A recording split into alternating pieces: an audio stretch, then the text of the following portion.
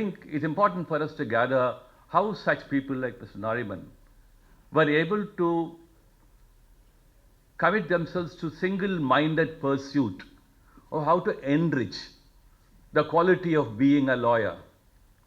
To enrich the quality of being a lawyer is not merely a courtroom exercise. It's something beyond that. So unless you are truly committed to pursuing the depth and the width of law and its role in contemporary times, which are far more different from when Mr. Nariman entered the bar, I think it's important for us to look at what one could have done in the past 50, 75 years and look at what one could gather from these contributions and what we could do.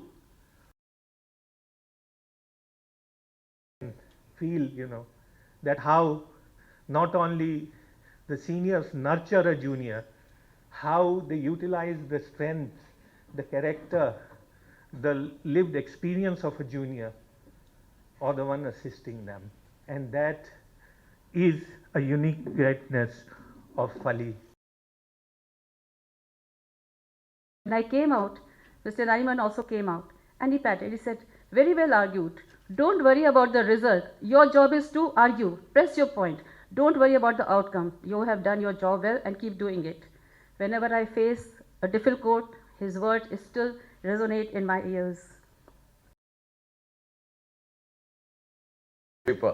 Because, and when you visit Mr. Nariman's speech writings in particular, you'll find that they are much more subtle, they're much more balanced.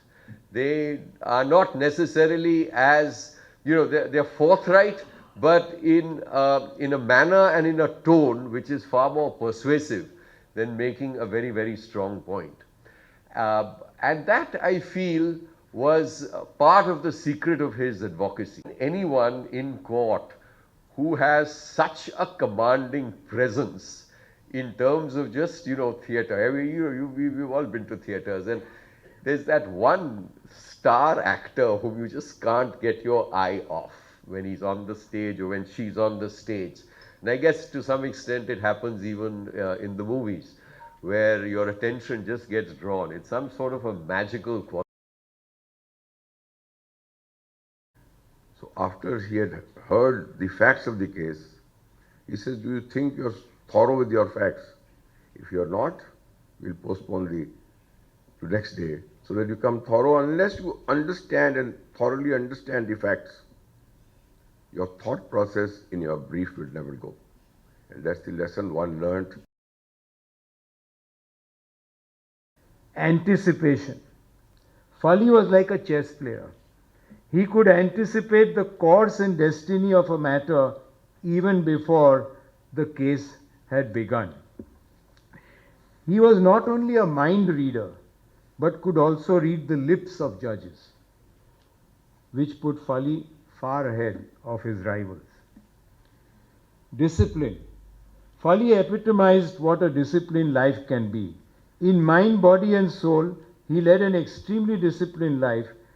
Whether it was food, drink, exercise or work, it was always well regulated. Fali believed in the adage that when you work, and when you play, you play. He never mixed the two. He never believed in resting on his laurels.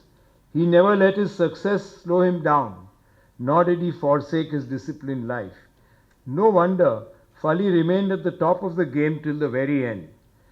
It is the discipline which not only catapulted Fali to the top, but by continuing to lead a disciplined life throughout his career, he was able to maintain that position for more than 4 decades, or to the courts. In the course of his visits to Mumbai, Fali gave me 3 invaluable pieces of advice. The first, always pay your taxes and sleep well. This advice he gave me despite the fact that Fali himself would have paid tax at the highly extortionate rate of personal income tax of 97.75% prior to 1975. The second thing he told me was never refuse a brief before any court, tribunal or administrative authority. And in his trademark booming voice, he would say, remember, the smaller the man, the greater the ego. That's where you learn to deal with judges. The third piece of advice was, never underestimate the importance of pleadings.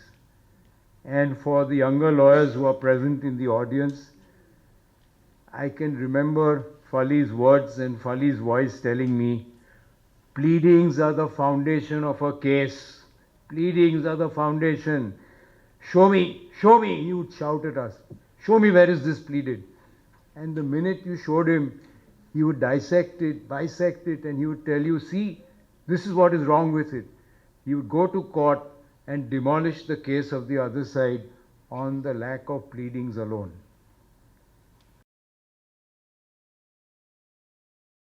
The Guru-Shish connection, because people have been asking me, and the events also at times. In this world of relativity, the Guru-disciple relationship is amongst the highest form of relationship of the soul. But due to the modern and worldly views, it has lost that soul connection and is not revered and honored.